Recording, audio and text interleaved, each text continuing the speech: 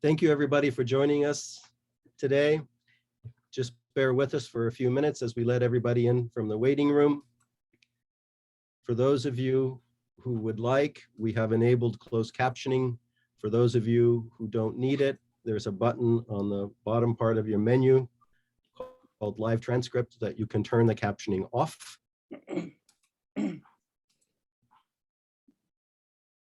Thank you very much, everybody, for joining us. If I could, Professor Peterson, Director of the Program on Education Policy and Governance, if you could take us away. All right, well, thank you, Antonio. This is the Program on Education Policy and Governance's regular series on the state of American education today and the research in the field and the major practitioners in the field. And we're very fortunate to begin this series this term with the presence of Alberto Carvalho, who has served as superintendent of the Miami-Dade County Public Schools for 14 years. This is the fourth largest school system in the United States. And he's a nationally recognized expert on educational transformation. And it is the case that the Miami school system has been transformed under his leadership in ways that very few big city school systems have been able to accomplish. So we are here to learn more about his strategy and his force of personality that can be a truly transformative for American education. So Superintendent Carvalho, thank you very much for joining us today. Thank you very much, Dr. Peterson. It's a pleasure to connect once again with the Harvard community, particularly at this point in time when there's so much need, in my opinion, for a strong leadership and a grooming of strong leaders. We are a nation, in my opinion, a nation that's facing a multifaceted crisis. And I'll talk a little bit more about that, but I think that the crisis that our country is facing, part of it is a manufactured crisis, part of it is a real crisis. And to the extent that the manufactured crisis continues to occupy the space and the narrative, we may not necessarily see a quick resolution to the real causes of the crisis. Certainly, we've been navigating this pandemic for over 18 months. We recognize fully the implications that this pandemic has had on educational attainment. We recognize the unfinished learning that many students across the country carry, and Miami-Dade is no exception. The difference between Miami-Dade at this point and the rest of the country, I think, is that we had systems in place where the comeback is faster, swifter, more strategic. We had resources on the ground faster than most districts because of our investments prior to the pandemic in digital content, resources, one-to-one connectivity, et cetera. Because of our presence in terms of food distribution ability, no doubt influenced by our resilient approach to hurricanes, where we shut down schools and have to feed students and communities. Our schools, in essence, become shelters. So we had that level of readiness that was not universally and homogeneously seen throughout the country. With that said, boy, did we encounter and face critical challenges. And I think some of those challenges continue to unfold. But to give the audience a bit of a more direct perspective on who we are, yes, we are the fourth largest school system in America. Miami-Dade County Public Schools is a county-wide school system, as is the case in the entire state of Florida. 67 school systems organized on the basis of counties. Very different from the organizational structure in places like New York or California, where you may have city school systems. In the state of Florida, one county, one school system with one appointed or elected superintendent. I am an appointed superintendent. I don't believe in electing CEOs. I believe in elected boards that then appoint a superintendent. We are responsible for 482 schools, 343 schools, traditional schools, and about 140 charter schools. We are by far the most choice-friendly district in the country, certainly out of the large school systems with about 75% currently of our students enrolled in non-traditional programs. That means they're taking advantage of magnet school options, non-magnet, career academy, K-8 centers, charter schools, district managed charter schools. We are a portfolio district that has, quite frankly, relied on competition from those who offer publicly funded education, as well as private schools who are recipients of scholarships, otherwise known as the vouchers. And that competition over the past decade and a half, close to decade and a half, has really spirited in us a new level of performance that has resulted in break the mold and certainly above our weight outcomes, not only in graduation rates at 93.1% today, in terms of NAEP assessment data for 4th and 8th grade reading and mathematics, by far outperforming urban districts across the country and in many instances, suburban America. And we're doing so not with an easy demographic profile of students. We teach about 335,000 students. Close to 73% of them are Hispanic. About 19.2% are African-American, 6.4% white, and about 1.8% Asian or Native American. 74% of them live in poverty. They are economically disadvantaged, and about 11% are ESC. And we are currently teaching about 55,000 English learners. That's about 17% of our student population. Many of them first-gen immigrants. Many of them were born here, but their parents don't speak English at home. Many of them immigrants themselves, and a significant percentage of them unaccompanied immigrants.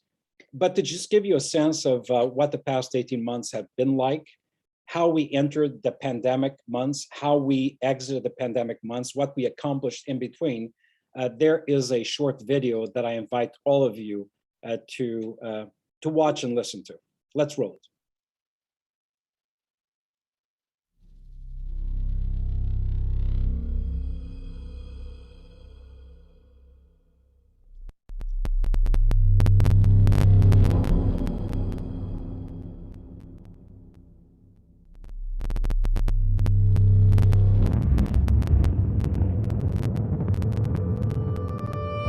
The United States is averaging about 1.5 million shots in arm every day.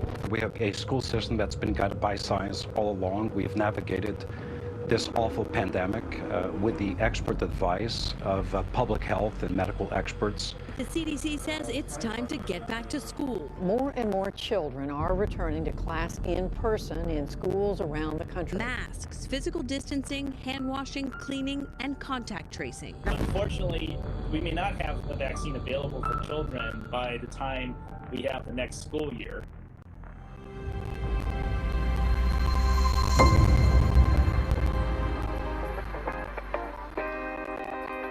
Wake up and breathe in deeper than yesterday. Take on the morning like your soul's been remade. Roll down the windows, let your cares fly away. Good things are yours to claim, you don't have to wait. All across the sky, new mercies rise, and the future's bright. This is a new day. Everything bursting with hope, coming alive. This moment, you got a freedom.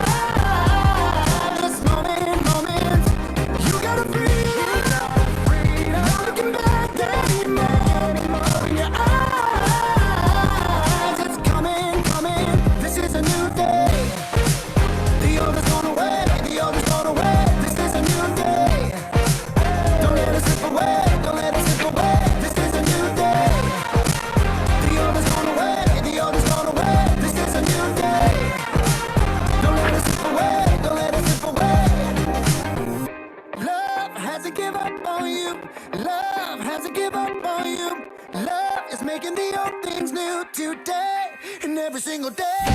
Love hasn't given up on you. Love hasn't given up on you.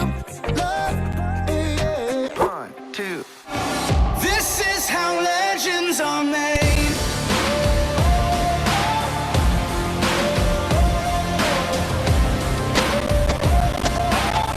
This is how legends are made.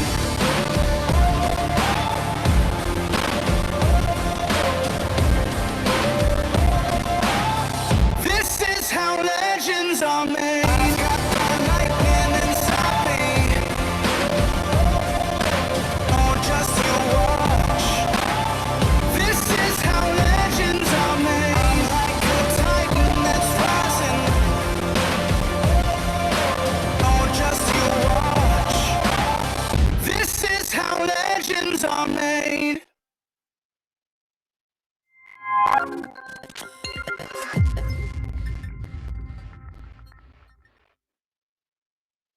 So that gives you a pretty good sense of what the past year was like and the expectation for this year.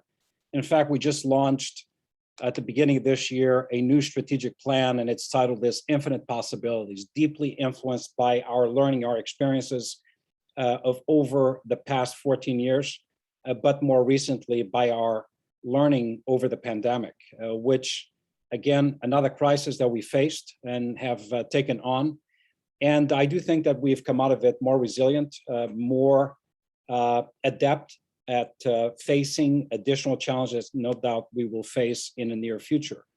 But I think it's important for us to address a couple of things. And I want to start where I left off prior to the video, which is the national crisis that we face, certainly a crisis that can be defined in terms of educational attainment, unfinished learning, learning loss, which is compounded by the interruption of summer, and certainly felt at deeper levels by those students who were in crisis prior to the COVID crisis. And I have a significant concern right now in my mind that across America, many different districts are talking about these pockets of students who are in crisis because of COVID. But if we are to be honest and look at the data prior to COVID, one would need to recognize that there were insignificant crises prior to this pandemic. So we know that African-American student achievement is lagging compared to their white counterparts. Same with Hispanic achievement. English language learners, students with disabilities. These achievement gaps have been real, have been pervasive, and they existed prior to the COVID crisis. The question now is, on the basis of what we know today and how much deeper the crisis that these students are facing has become, what shall we do? Particularly now when all of us across America have the resources to actually make a difference. It is known to us that, yes, we could be facing an economic crisis, the likes of which would be unparalleled, aside from the Great Depression, as well as the Great Recession of 2008 through 12. But there's a lot of federal money coming into districts across the country. For example, Miami-Dade will receive about $1.2 billion over the next 3 years. And the question is, what will we do with that? Will we actually invest those dollars just to protect systems the way they existed prior to the pandemic? Or will we use those dollars to do something significantly, radically, revolutionarily different than what we did, particularly targeting those who have academically lost the most ground? Well, for Miami-Dade, the answer is easy. It's the latter, not the former. I have significant concerns about how that money will be used across the country for two reasons. 3 years from now, what will the headline read? Will the headline read that after billions of dollars invested, student achievement nationally has not moved, the needle is pretty static, and the gap still exists? Or will the headline say that as a result of a reinvention of school systems, at the end of the pandemic and through the pandemic, that we actually implemented systems, options, choices, data-driven mechanisms by which we accelerated teaching and learning for all students? I have serious concerns about that for one very obvious reason. We will not see this level of investment in the near future again if we fail to produce results. This will be too big an argument to have with the federal government and the appropriators. So a lot of money now, a lot of opportunity, huge risk of future federal funding if we don't demonstrate a highly effective utilization of these dollars. So what are we doing here in Miami-Dade? Well, number one, we navigated the 18 months, as I said earlier, with a great deal of knowledge before us.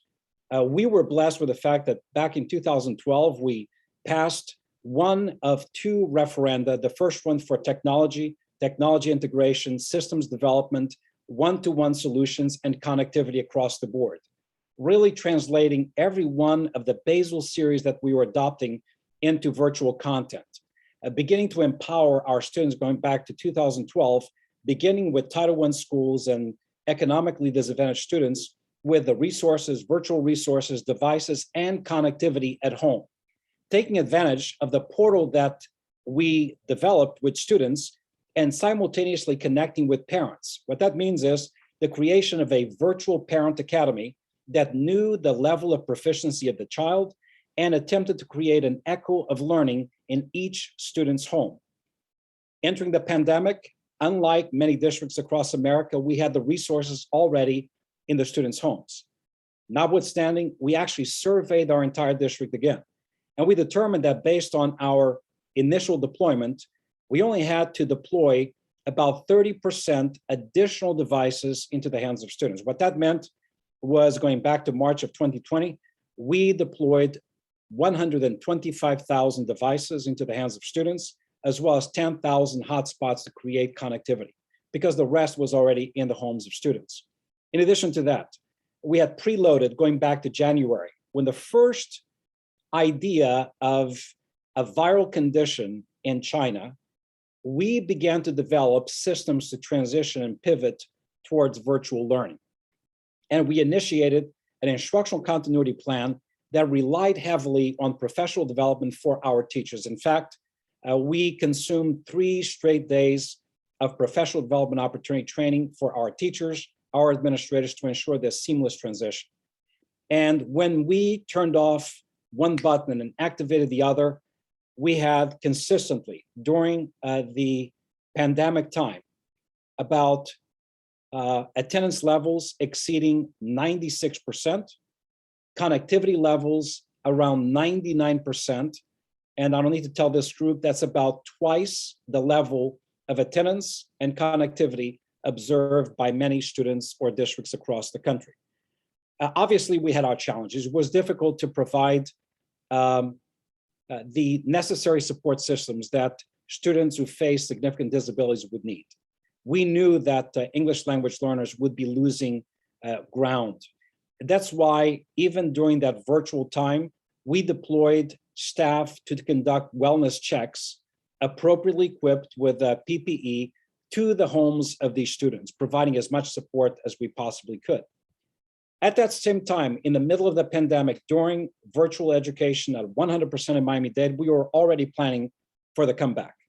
And planning for the comeback, it was important for us to do 3 things. Number one, recapture every single student that was disengaged or unaccounted for during the pandemic. Secondly, ensure that we did not miss out on the learnings that we accumulated during the pandemic, meaning if we shifted our business model to a virtual model and perfected that, can we continue to offer a full-time virtual education platform for parents who opt for it?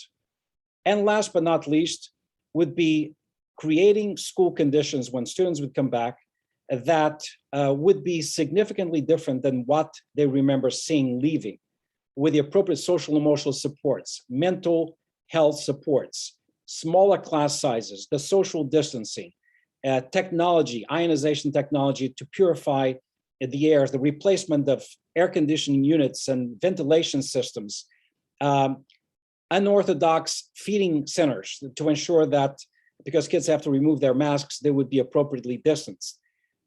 Protocols for the vaccination and ongoing testing of staff and students alike for those who are eligible. And all of that we did in terms of planning prior to the very first day of school.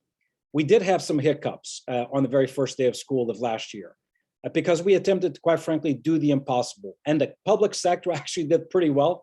The private sector entity that we had commissioned to transition fully into one single platform so that students would not have to shop content on Zoom, on Microsoft Teams, as well as an LMS solution. We attempted to integrate everything. And I'll tell you the truth, the time spent to do so was too short, and despite the promises by a private sector entity that we commissioned, was not able to do it. So we fixed that issue. And I can tell you that from that point on, we were able to conduct schooling with about 50% of the students online and 50% of the students in the schoolhouse. During that time period, we began to develop conversations with parents based on data that we were accumulating, formative assessment data that indicated that the subgroups of students that we had the greatest concern with were the ones who were losing the most ground. So we actually brought about 11,000 of those students back to the schoolhouse based on conversations with their parents, explaining to them that the modality of learning that they had selected was not in the best interest of students. Where are we today? Well, you saw it from the video. Today, notwithstanding the pandemic, notwithstanding the difficult conditions that we faced last year, we've actually come back stronger than ever before with a higher graduation rate than prior to the pandemic at 93.1%. And I have to clarify that the state did suspend some graduation requirements. So the students did not have to take an end of course assessment, as is usually the case, but they had to meet the GPA requirements. They had to meet the credits for graduation. They had to complete that end of year assessments in algebra, geometry, etc. Comparatively speaking to the rest of the state, our graduation rate increased as opposed to a depression seen by many other districts in the state of Florida. Secondly, we decided to come back this year with more choice programs. Yesterday, in a conversation with students at Harvard, we detailed our meteoric evolution in terms of choice offerings to students. Where back in 2008, about 30%, 34% of our students availed themselves of publicly funded choice. Today, close to 75% of our students take advantage of publicly funded choice.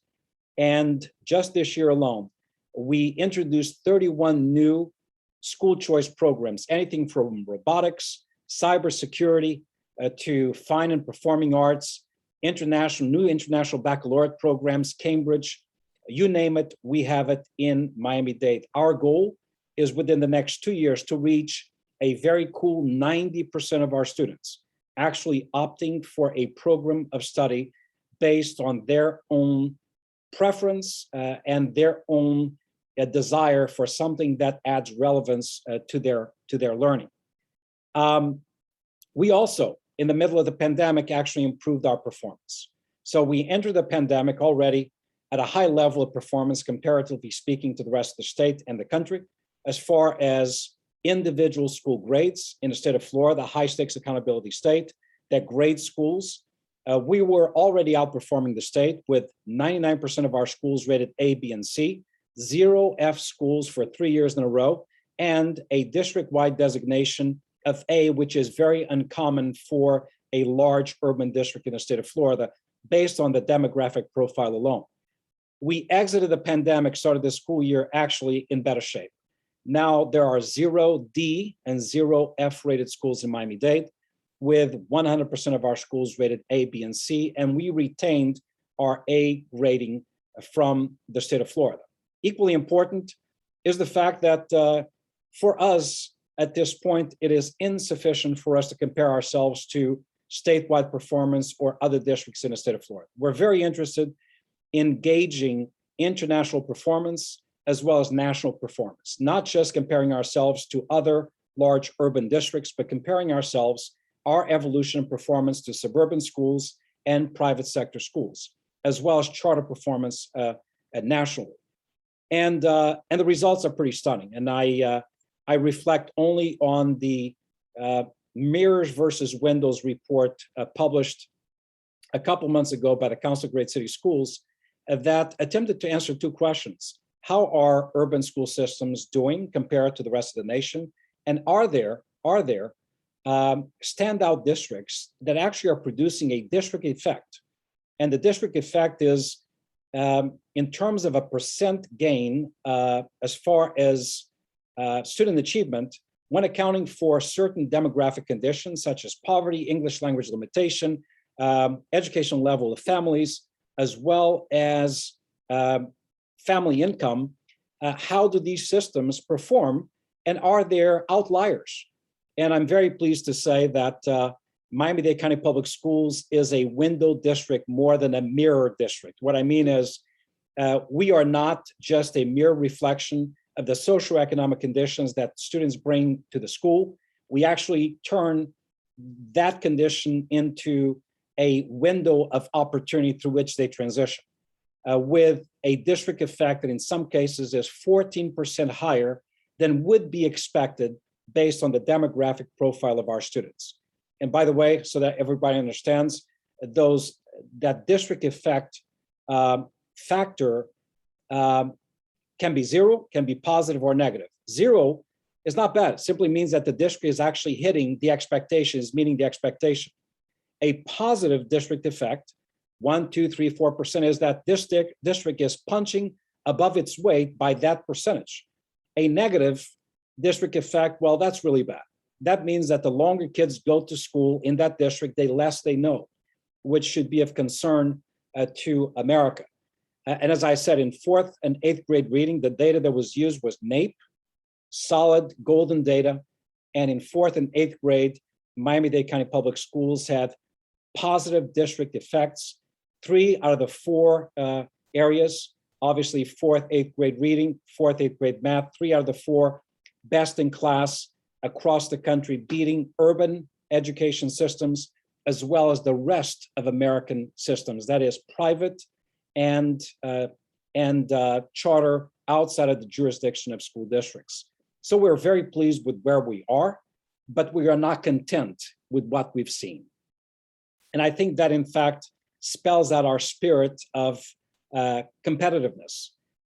It's no longer sufficient to outperform others. Now we need to outcompete ourselves. We need to actually outperform where we are, forgetting about where others are, because we've proven that point.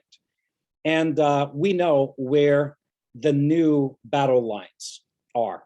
It's English language learners, obviously students in poverty, and no doubt students with disabilities.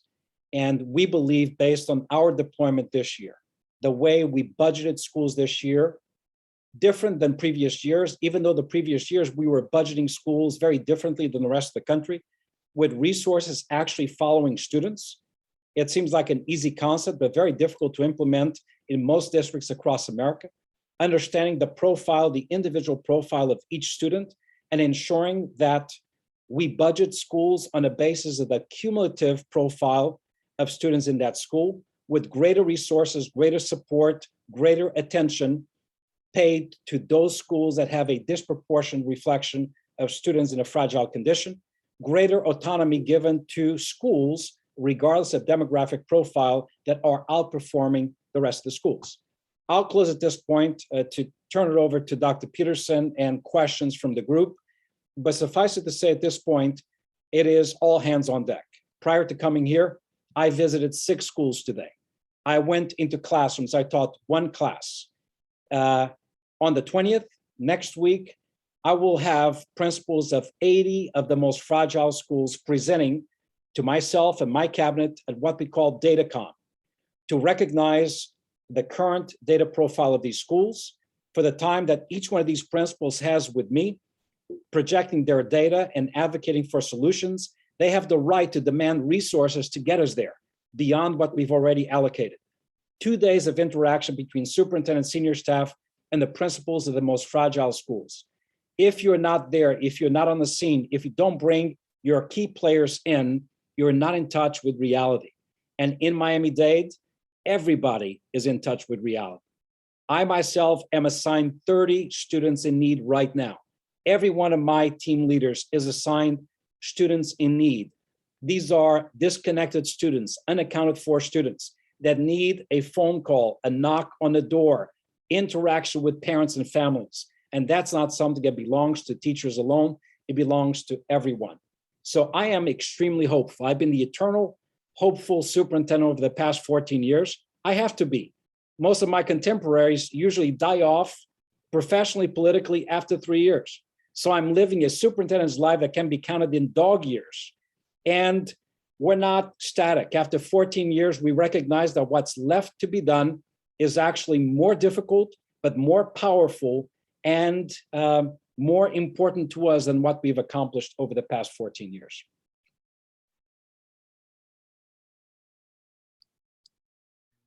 Paul, if you could unmute yourself. Unmute. This is Superintendent Carvalho. That's an exciting story you've been able to share with us. And I was particularly struck by the fact that you, unlike so many others, said, look, this is an amazing opportunity. The federal government has given us resources that we've never had before. And it's up to us over the next 3 years to find a way of making use of these resources to move our district to a new level.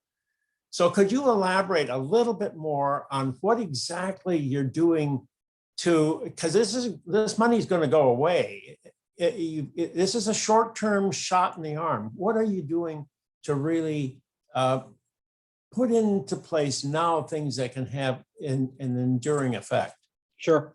So Dr. Peterson, the vast majority of the investment is not going to be to protect positions. It's not going to be to augment salaries. And that's what concerns me, is a lot of people are looking to earmark dollars in that direction. We are pumping some revenues to do that, but the disproportionate majority of the funds are going to be used to addressing the exacerbated existing achievement gaps. And this is going to be used to successfully address unfinished learning, increase differentiation, personalization to accelerate learning, not just remediate, accelerate learning for every single student. We want to, at the conclusion of these funds, of these expenditures, ensure that students are in a far higher level of academic achievement than they were prior to entering the pandemic time. Simultaneously, disproportionate investment in social and emotional support and mental health needs. I want to be specific. So out of the $1.2 billion in ESSER funds, these are the federal stimulus monies. 2/3 of them are going to be used in the most fragile schools, particularly targeting the most fragile students. Before and after school, individualized tutorial programs for these students. Smaller class sizes to ensure a more didactic and better interaction between teacher and student. Roughly 70% of the ESSER budget is going to go into direct educational programs during school, before school, after school, investments in virtual tutorial systems. There are 24/7, anytime, anywhere, based on student request or the equivalent, and this is very exciting, of a personalized mentor assigned to every student who wakes the student up, puts the student to sleep, reminds the students of duties, interacts with the family in terms of expectations and needs. About 200 million or so are going to go into capital improvements, the continuation of AVAC system improvements to ensure that we are not forced into an additional shutdown.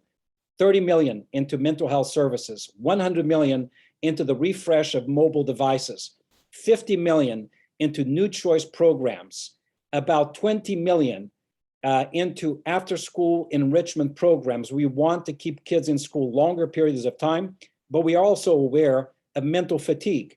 So we are adding music programs, athletic programs, arts programs to keep kids motivated. Saturday Academy for about 120 schools in Miami-Dade, in addition to a longer year upfront at the end, as well as Spring Break Academy for students who may need so. So there is so much surrounding these kids. A lot of it is academic, but a lot of it is also motivational incentives for kids, as well as exposure to the arts, music programs to capitalize on their interest. Well, let me invite the members of the seminar to raise their hand if they have a question they would like to pose. And Antonia, if you could help me identify hands raised, or you can also put your question in the chat function. But while people are doing that, let me follow up by saying, I understand that you're planning on making use of the digital tool for learning, virtual, like we are today.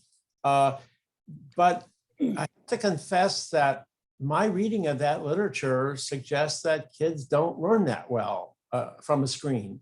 So how do you square that? Yeah. You want to make that one of your focal points as you go Right. forward. So I've been pretty adamant about, and this was it's something that we did last year. When I talked about bringing 11,000 kids whose parents had opted for virtual learning back to the schoolhouse, was because we were relying on the data that we were observing in terms of levels of engagement, but also formative assessment data, particularly driven by iReady, that suggested that reading levels and math levels were going down real time. So I absolutely favor face-to-face instruction. But there are some parents who are adamant about maintaining their kids in a virtual program. So we're doing two things. Obviously, we opened this school year with 100% of our schools open to every grade level, and the vast majority of our kids are learning in the schoolhouse. We do have about 4,500 students currently, and that was the fastest growth of any one school in Miami-Dade, learning online.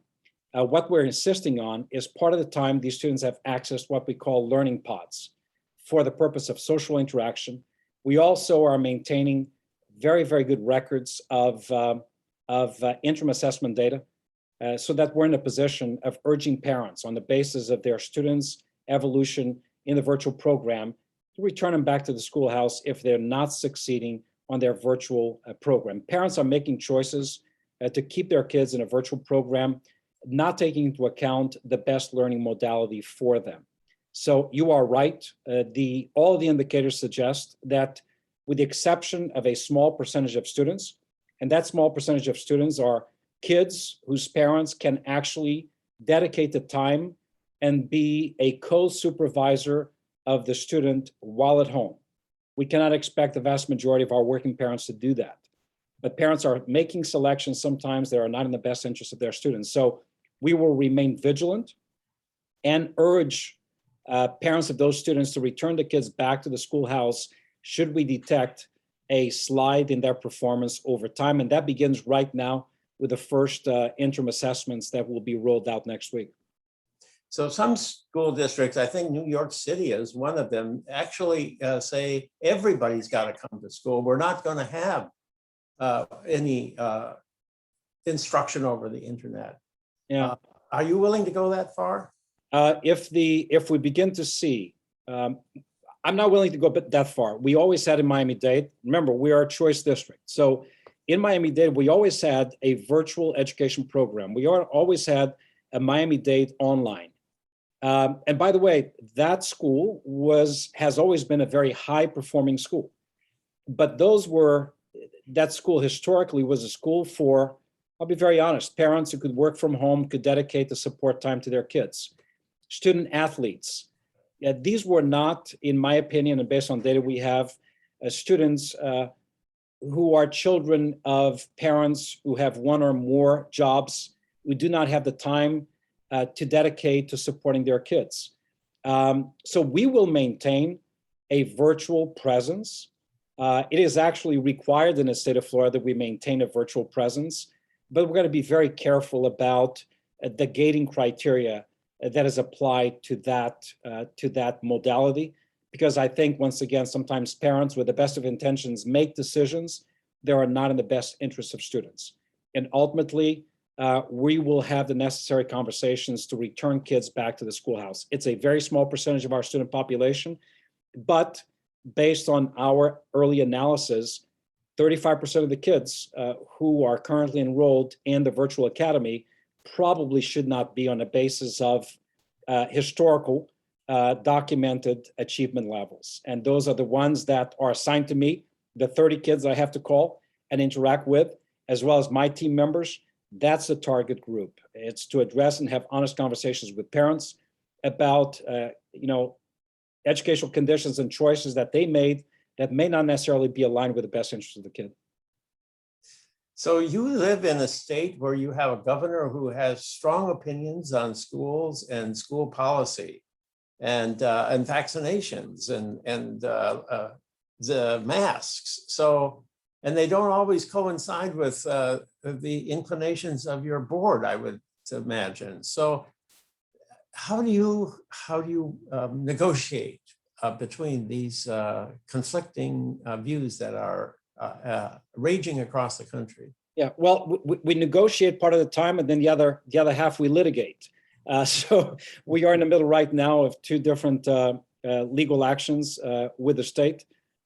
We did mandate mask wearing with specific accommodations made based on medical need and or special needs as indicated on the IEP of the students or ADA accommodations. And we felt we needed to do that because of the local data. I mean, we're a district that's advised by a number of very notorious, excellent public health and medical advisors. In fact, the current Surgeon General of the United States is part of my task force. He was a member of the task force prior to being appointed, Dr. Vivek Murthy, as well as a number of immunologists, epidemiologists, pediatricians, who all carry a high regard in this community and nationally. We developed early on protocols based on their expert advice. And as we kicked off this school year, we kicked it off with a mandatory mask mandate with the accommodations as I described, with a promise that we convene weekly with our medical advisors, observe the data, and once the data reaches certain points, and I'll give you the most important one that we're looking at right now. It's a number of cases per 100,000 residents. In the beginning of June, we had about 76, actually exactly 76 cases per 100,000 residents. That's a perfect number. Up until 100, very, very comfortable. We opened this school year in a very different condition. At the beginning of this school year, August 23rd, we had 760 cases per 100,000, a 10-fold increase, which means that the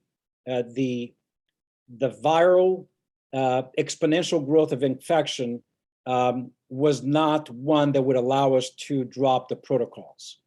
So we are in a much better place today.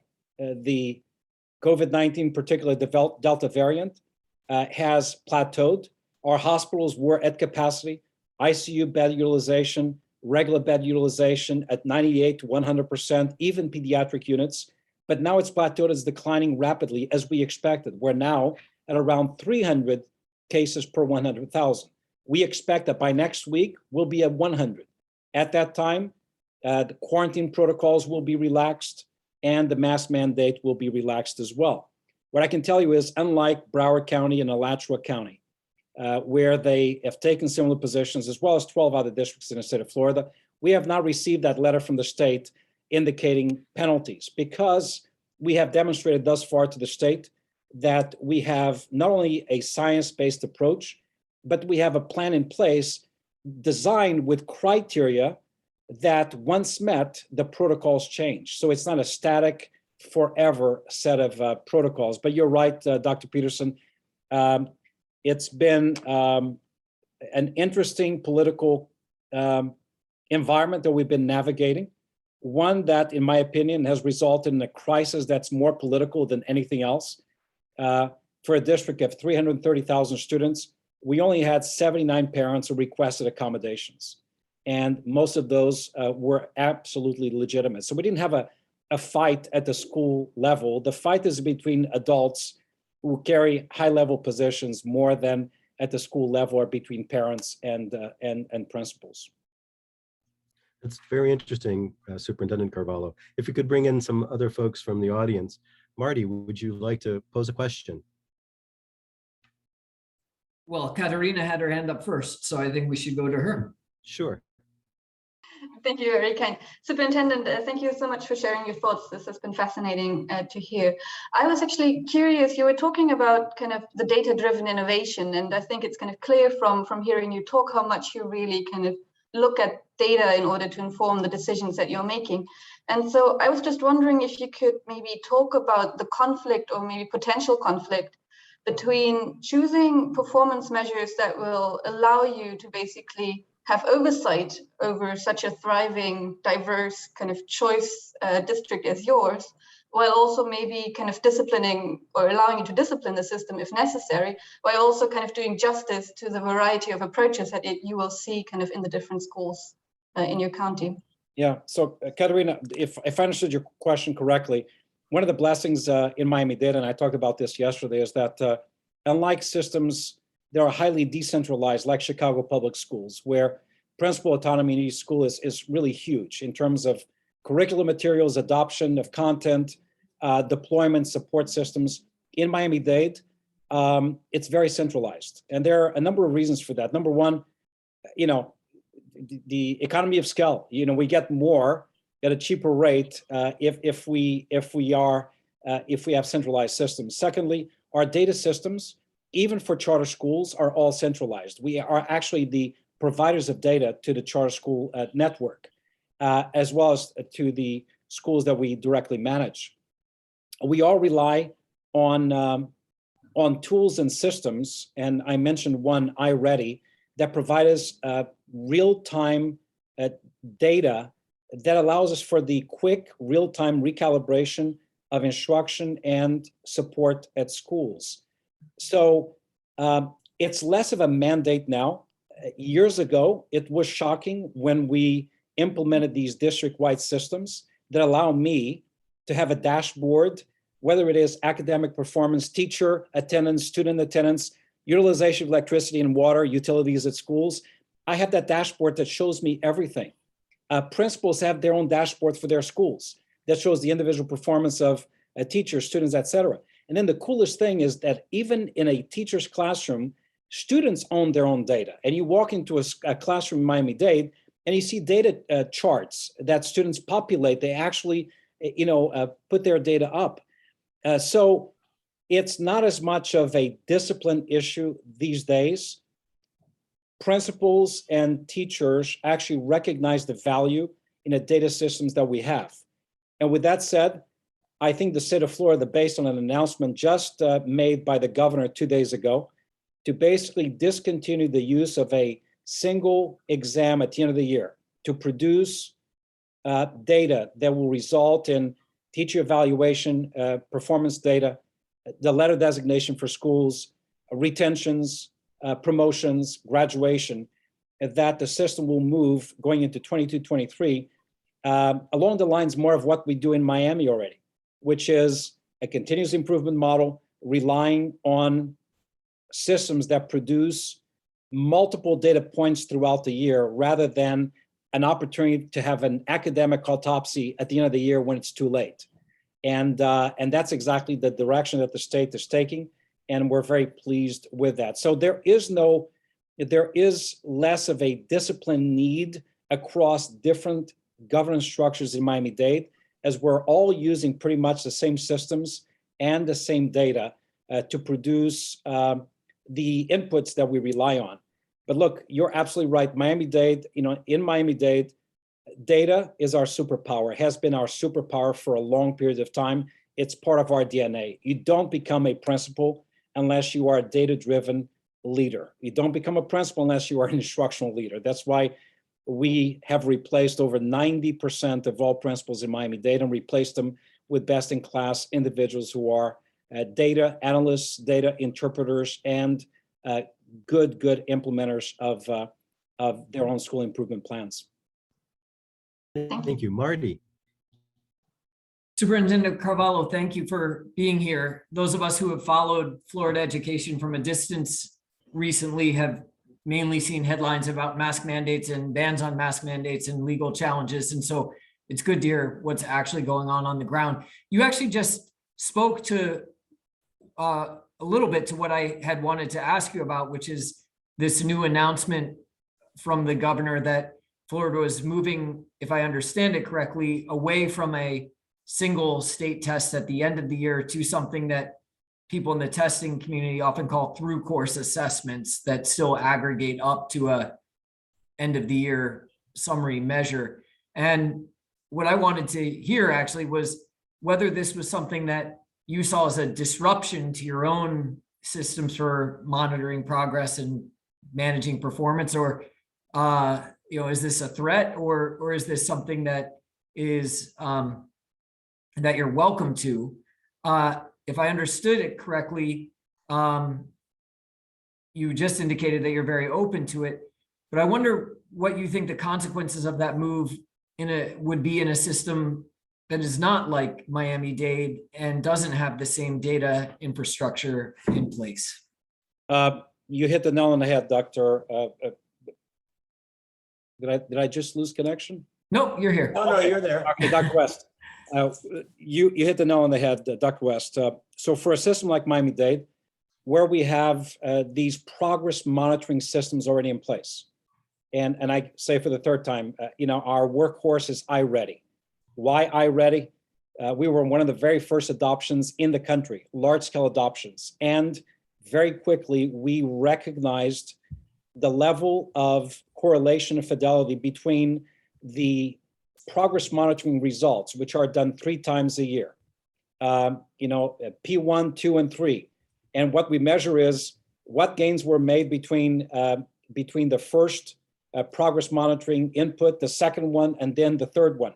By the third one, the level of affinity and correlation between that indicator and the state's accountability assessment data was extremely high. So for us, it became a very powerful tool. So for us, I think the transition will be very, very smooth. For districts that do not have these progress monitoring systems in place already, I think will be a jolt.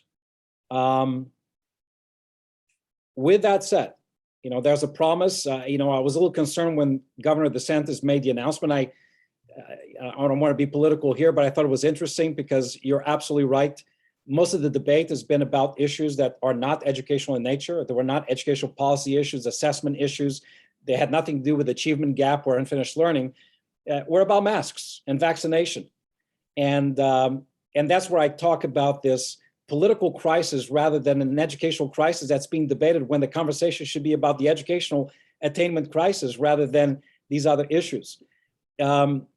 He promised. So the timing was interesting because this was a way of, at a time when political polling suggested that his early positions were not being met with public support, he comes up with something that everybody can embrace because of the way he described it.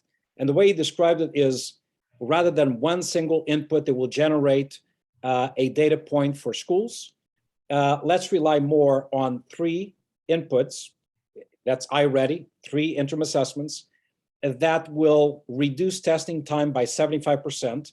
I'd like to see the details of that. I'm not convinced on that yet. And as a result of those 3 interim inputs, a score, a result will be provided that then will be used to feed the Florida accountability system. Now, you and I know that iReady and these progress monitoring tools were not designed to produce statistically valid and reliable data that will result in data that can be used effectively to necessarily influence a teacher's evaluation or provide a school a grade. So that's a long run-on sentence. I subscribe to the approach. It makes sense to us. The devil is in the details, and the devil in this case is going to be the legislative body, because this idea now is going to go to Tallahassee. It's going to be debated by the Senate and the House. And what will emerge is a brand new accountability system, new assessment systems, and full implementation of the best standards, which are the sort of the descendants of FCAT, Common Core, now FSA, and now BEST. So what will emerge at the end of that process remains to be seen. I am concerned about the steps that will be taken and how that data will ultimately be utilized. But this transition to better holistic testing that's done throughout the year and informs communities of educators about the ongoing performance, allowing us the recalibration in real time, makes a great deal of sense, rather than, as I said, an academic autopsy at the end of the year when grades are released without any opportunity to do anything until the following year after the summer learning loss takes place. So it doesn't make sense. So step in the right direction. The details will make a world of difference. And let's see how much play the legislators will have with this between now and going into next year. Superintendent Carvalho, we have a question here from Mark Dalzell.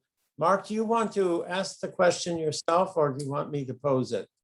I'll unmute myself. I come from Los Angeles originally, and so I'm very familiar with things going on in LA. I think it was last week, LAUSD school board voted for mandatory vaccinations for all children above the age of 12. And the deadlines are fairly imminent. I think kind of concentrated in November. If you don't get vaccinated, you will go into remote learning, was what the resolution called for. What's unclear is the authority of the board to actually do this. Interestingly, it didn't come from the superintendent's office, but I'm assuming the superintendent's office is on board. And there is a question as to whether only the state can do this. So the question is, what's your reaction to that? What's your thought about it in relation to Florida and in relationship to the national scene? And it makes the discussion of masks sound quite quaint. Right. So Mark, thanks for the question. You're absolutely right. So in the state of California, there is apparently additional flexibility that school districts can avail themselves of regarding vaccination policies. In the state of Florida, that flexibility does not exist. Actually, decisions regarding mandatory vaccination, which, by the way, has been in place in America for a long period of time, and that's how we contain polio, measles, mumps, hepatitis B, et cetera. You know, again, it's a political issue more than anything else, unfortunately. But in the state of Florida, a decision regarding mandatory vaccination is determined by the Department of Health statewide, announced to the Department of Education, then implemented at 67 school district levels. This was actually reinforced and reemphasized during the last legislative session when two bills were adopted and have become law effective July 1 that actually prevent public institutions from requiring proof of vaccination for entry into these public institutions, including schools. So I can informally ask an employee if they've been vaccinated. I cannot, as a requirement, survey the entire workforce regarding their vaccination status. And I certainly do not have the legal right to prevent a child from entering, registering in school on a basis of their vaccination status. So what LAUSD did recently is not something that we could do. And I have to, just my assumption, that I think that LA schools will run into a real issue regarding the implementation of this mandate at two levels. Number one, enforcement. On the other hand, loss of learning, because I have to assume that a significant number of the kids who will not be able to prove their vaccination status and would be kept out of schools will continue to lose academic ground. So what we're doing in Miami-Dade is using incentives and education, awareness, and enlightenment as the approach.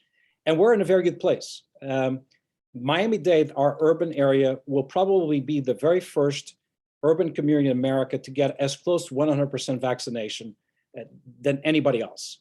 98% of the members of the residents in Miami-Dade have obtained at least one dose of the vaccine. 85%, 2 doses. We are way above the state and way above the country in terms of vaccination for 12 to 17 years old at around 75%, disproportionately high. I brought a proposal to the board, was approved, incentive for our employees, $275 for proof of vaccination. 85%, at this point, 87% of our teachers are vaccinated. We're making a huge push to the rest of our workforce. And we have, any given day, 7 mobile vaccination units hitting our schools for the benefit of our students, our employees, and community members. I think that we will get beyond herd immunity faster than LAUSD with a mandate, without a mandate. We do not want to add to the controversy, to the political crisis. I think there's a better way of approaching it. So let me ask a final question about school choice. A lot of people said that the pandemic accelerated the demand for charter schools, private schools, homeschooling, a lot of options to what's being provided by school districts. So do you find that to be the case in Miami-Dade, or do you find that really the students are delighted with the district and their families are coming back as the pandemic wanes? Yeah. In Miami-Dade this year, what we saw in terms of choice, the biggest jolt was the first year implementation of a new voucher scholarship program that combined an existing scholarship that existed for students with disabilities with a corporate scholarship, which is basically a scholarship provided by private sector entities that get a tax break if they support these educational opportunities. It was refined legislatively 2 years ago, first year of full implementation this year, and we saw a statistically significant loss of FTE, but by traditional schools as well as charter schools to this new voucher. And that was where the biggest change, noticeable change took place. As far as traditional versus charter, we both lost FTE. Actually, charters this year in Miami-Dade, as a percentage of total population, lost a little bit more FTE than the traditional did, but not by a lot. Most of those students are students of parents who left the county altogether during the pandemic, may have left the state, many of them left the country. And that's been the biggest difference. I think that we saw less of that phenomenon. And I've seen what's happened in New York City. I've seen what's happened in other districts. I mean, New York City had 1.1 million students 2 years ago. I think they opened this year with 890,000. That's a significant loss. But in Miami-Dade, I think because we have such a full, strong repertoire of choice, 75% of our kids are enrolled in untraditional programs, 1,100 different school choice options, so much so that rather than leaving, you can just opt out into a different course of study, a different schooling experience, a different academy. And I think that's one of the benefits of being a portfolio district. Well, Superintendent Carvalho, this has been a fantastic seminar, and I'm sure that all those who have been here and participated are grateful that you have been agreeable to spending an hour of your time away from your very heavy duties. So thank you very much for being with us this afternoon. Thank you very much, Dr. Peterson. And again, thank you very much for the support that you can continue to give your cohort of great people over there. And it's great to continue to collaborate with you. Thank you for the opportunity. And I want to shout out to Andrew Ho. I saw his face pop up for a little bit, and I missed you at NAGB, Andrew. But at the very least, we have Marty with us. So that's a great thing. Harvard is always represented. I miss you too as well, Superintendent. It's great to see you. Lovely presentation. Thank you. Thank you. Thank you very much, everyone, for joining us today. Please join us again on October 14th. We will have Jason Riley, who is a columnist for the Wall Street Journal, and he will talk to us about critical race theory. Again, thank you very much, everyone. Thank you for your time, and we will see you again next time. Have a great day.